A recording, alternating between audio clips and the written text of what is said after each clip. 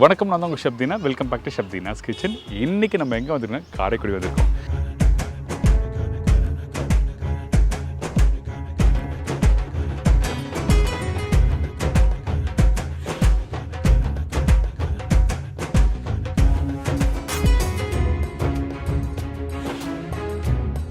செட்டிநாடு ரெசிபினாவே எல்லோரும் காரசாரமாக சாப்பிட்ணுன்னு சொல்லிட்டு ஆசைப்படுவீங்க. அதனால் இந்த செட்டிநாடு எண்ணெய் கத்திரிக்காய் எப்படி பண்ணுறது சொல்லி தெரிஞ்சுக்க வந்திருக்கோம். நம்ம யாரை மீட் பண்ண போகிறோம் கேட்டால் அமெரிக்கன் நடேசன். இவரை பற்றி கேட்டிங்கன்னா கிட்டத்தட்ட ஒரு 70-80 வருஷமாக இந்த கேட்டரிங் பண்ணுறாரு. அதுவும் பர்டிகுலராக இந்த செட்டிநாடு ரெசிபி மட்டுமே பண்ணுறாரு. அந்தளவுக்கு சூப்பரான ரெசிபி. அமெரிக்காவுக்கு 64 போனேன். 64 போனேன் அமெரிக்கா. 64 போயிட்டு 68 வந்து இங்கே வந்து இந்த வேலையை தான் தொழிலை பார்த்துக்கிட்டு இருக்கேன்.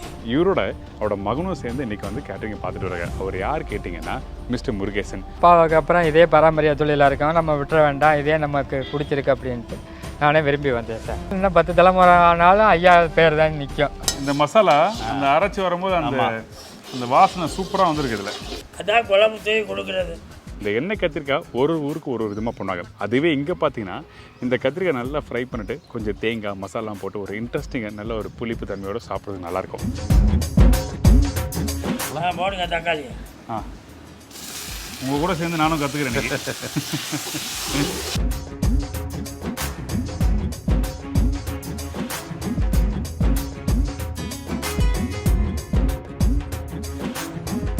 உங்களுக்கு யார் சமையல் சொல்லி கொடுத்தா? ஃபர்ஸ்ட் எனக்கு திறமையிலே பண்ணிக்கிட்டேன்.